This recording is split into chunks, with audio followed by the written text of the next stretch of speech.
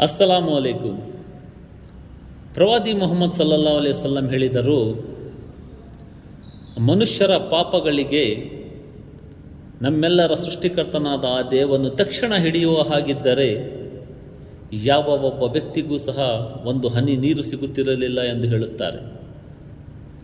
ನಾವು ನಮ್ಮ ಮುಂದೆ ಯಾರಾದರೂ ಒಂದು ತಪ್ಪು ಮಾಡಿಬಿಟ್ಟರೆ ನಾವು ಕೋಪಗೊಂಡು ಅವನಿಗೆ ಏನಾದರೂ ನೀಡುತ್ತಿದ್ದರೆ ಅದನ್ನು ನೀಡುವುದೇ ಇಲ್ಲ. ಇಂದಿನಿಂದ ನಾನು ಅವನಿಗೆ ಅದು ನೀಡುವುದಿಲ್ಲ, ಅವನಿಗೆ ನಾನು ಕೋಪಗೊಳ್ಳುತ್ತೇವೆ. ಆದರೆ ನಮ್ಮೆಲ್ಲರ ಸೃಷ್ಟಿಕರ್ತನು ನಾವು ಮಾಡುವ ಪಾಪಗಳಿಗೆ, ನಾವು ಮಾಡುವ ತಪ್ಪೆಗಳಿಗೆ ಅವನು ಬಹಳ ಪರದೆಯನ್ನು ಹಾಕಿದ್ದಾನೆ.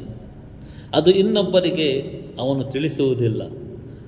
ಆದರೆ ನಾವು ಏನಾದರೂ ಒಂದು ತಪ್ಪು ಬೇರೆಯವರದ ಗೊತ್ತಾಗಿ ಬಿಟ್ಟರೆ ನಾವು ಅವರನ್ನು ದಂಗುರ ಬಿಡುತ್ತೇವೆ. ಆದ್ದರಿಂದ ಪ್ರವಾದಿ ಮುಹಮ್ಮದ್ ಸಲ್ಲಲ್ಲಾಹು ಅಲೈಹಿ ವಸಲ್ಲಂ ಹೇಳಿದರು, ಮನುಷ್ಯರ ತಪ್ಪಿಗೆ ತಕ್ಷಣ ಸೃಷ್ಟಿಕರ್ತನು ಹಿಡಿಯುವ ಹಾಗಿದ್ದರೆ ಈ ಭೂಮಿಯ ಮೇಲೆ ಒಬ್ಬ ವ್ಯಕ್ತಿಗೆ ಒಂದು ಹನಿ ನೀರು ಸಹ ಸಿಗುತ್ತಿರಲಿಲ್ಲ ಎಂದು ಹೇಳುತ್ತಾರೆ. ನಮ್ಮೆಲ್ಲರ ಸೃಷ್ಟಿಕರ್ತನು ಬಹಳ ಕರುಣಾಮಯಿಯಾಗಿದ್ದಾನೆ, ಕರುಣಾನಿಧಿಯಾಗಿದ್ದಾನೆ.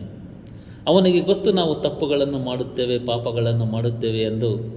ನಿಮ್ಮಲ್ಲರೇ ಅತ್ಯಂತ ಶ್ರೇಷ್ಠ ವ್ಯಕ್ತಿ ಯಾರೆಂದರೆ, ನಿಮ್ಮಿಂದ ತಪ್ಪಾದ ತಕ್ಷಣವೇ ಆ ಸೃಷ್ಟಿಕರ್ತನ ಬಳಿ ಮರಳಿ ತನ್ನ ತಪ್ಪಿಗೆ ತನ್ನ ಪಾಪಗಳಿಗೆ ಕ್ಷಮೆಯಾಚಿಸುವವನೇ ಆ ಸೃಷ್ಟಿಕರ್ತನ ದೃಷ್ಟಿಯಲ್ಲಿ ಅತ್ಯಂತ ಶ್ರೇಷ್ಠ ವ್ಯಕ್ತಿ ಎಂದು ಹೇಳಿದರು.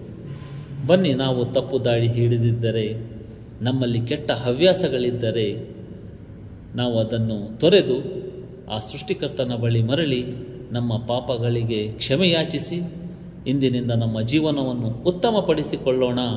ನಮಗೆ ಕಾಲಾವಕಾಶ ಇದೆ, ಇಂದು ನಮ್ಮಲ್ಲಿ ಜೀವ ಇದೆ, ಉಸಿರು ಇದೆ, ನಾವು ಕ್ಷಮೆ ಯಾಚಿಸಬಹುದು.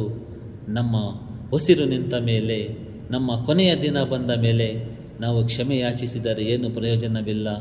ಬನ್ನಿ ನನ್ನ ಆತ್ಮೀಯ ಸಹೋದರ ಸಹೋದರಿಯರೇ, ಇಂದಿನಿಂದ ನಾವು ಒಂದು ಉತ್ತಮ ಕಾರ್ಯಗಳಿಗೆ, ಉತ್ತಮ ಹವ್ಯಾಸಗಳಿಗೆ ನಾವು ಮೊರೆ ಹೋಗೋಣ ಎಂದು ಹೇಳಿ ನನ್ನ ಮಾತನ್ನು ಮುಗಿಸುತ್ತೇನೆ. ಅಸ್ಸಲಾಮು ಅಲೈಕುಂ.